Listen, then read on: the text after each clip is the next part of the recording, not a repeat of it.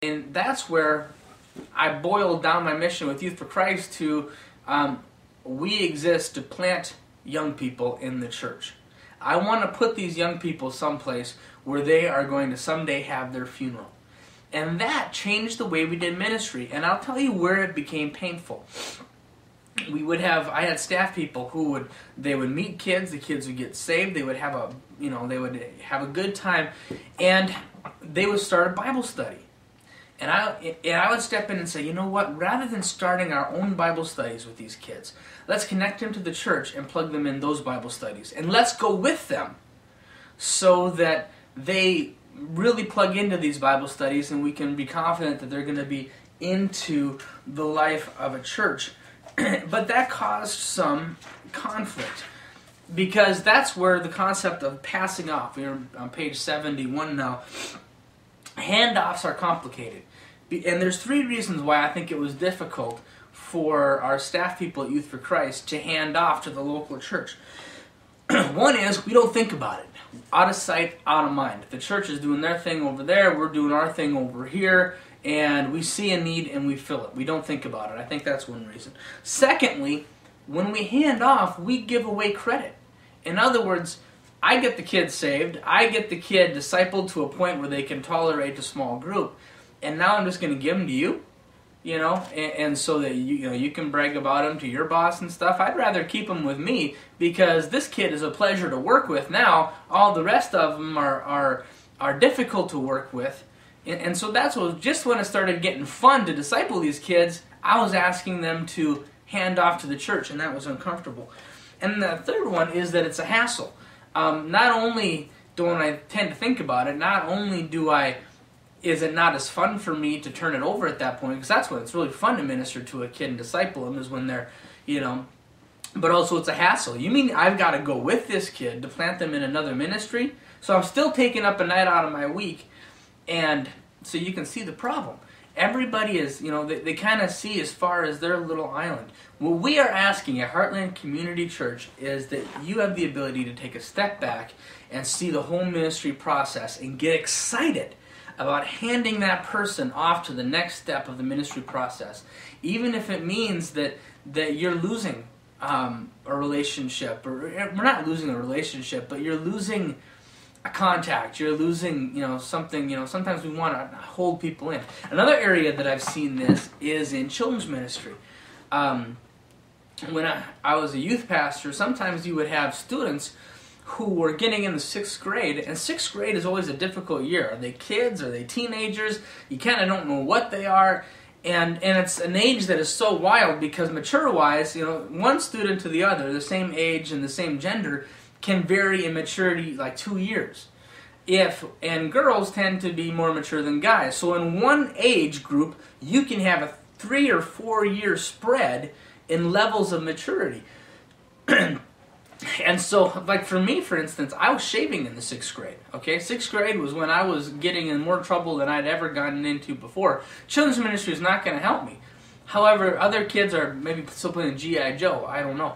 And that was always a conflict, because just as the kids got old enough that they were really enjoyable and they could play in the band and they could do things, now you're asking them to go to the next level of ministry. And so we had these kids that the children's ministry wasn't doing anything for them, but the children's ministry leaders didn't want to let them go yet. At Heartland Community Church, we want to be excited about people taking the next step in the ministry process. Couple more things. Alignment. One of the most fun things about Heartland Community Church and my being there is how wonderfully and beautifully aligned Pastor Kevin and I are. It's spooky. And the Lord brought both of us through a process in our lives to bring us to a place where we could have alignment. And the way we view discipleship, the way we view ministry, the way we view what we want a church to look like. And now I'm a man under authority, and Pastor Kevin is the boss. But can I tell you that I wouldn't work for just anybody, and I wouldn't work for somebody who I didn't agree with philosophically. And God has just put us together, because not only do we agree with each other philosophically, but I think we've gotten to be really good friends and support to each other as well. And so happy about that. Now, as we bring on new staff and as we bring on ministry leaders, it's important that they buy into our ministry process that we believe God has given us. Now, remember what I said. We won't always be right. Pastor Kevin is not always right. I'm not always right. We are not the most brilliant people around. But we believe that by showing consistency, we will accomplish more by being consistent than if we do a little of this, a little of that, change direction here, change direction there. Now that goes against my personality a little bit. I'm quick to change. I can go from one thing to the other thing to the next thing very quickly, and that's part of who I am.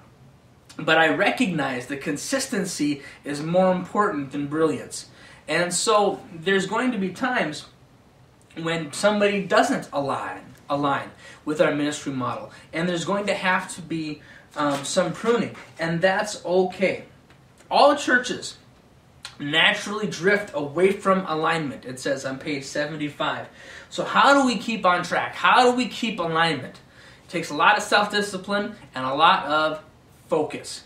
How do we focus? This is what the book said. Focus is the commitment to abandon everything that falls outside of the simple ministry process. And then it says, focus does not make ministry leaders popular. We have to ask ourselves as ministry leaders, who are we accountable to? Now, I like it when people like me. I like it when people are happy with me, when they think I'm good. But the fact is, I can't make everybody happy all the time and stay true to simple church. The book then goes into 3 simple stories. And I'm not going to take time to go through those simple stories because we're more interested in talking about, the stories of our church and Heartland Community Church. But as you read through these stories, I want you to keep in mind, what did they have to give up to be simple? And I hope that it encourages you to say, I understand that we're not going to be right all the time, but we do have the wisdom to be consistent. That's within our ability. So I want to encourage you as you pray, as you look at this simple church stuff, that you attest it in your own heart that I'm going to be committed to this process and we're going to see it through, because I believe the people are going to be in heaven as a result. Love God, love people, serve. 5 words.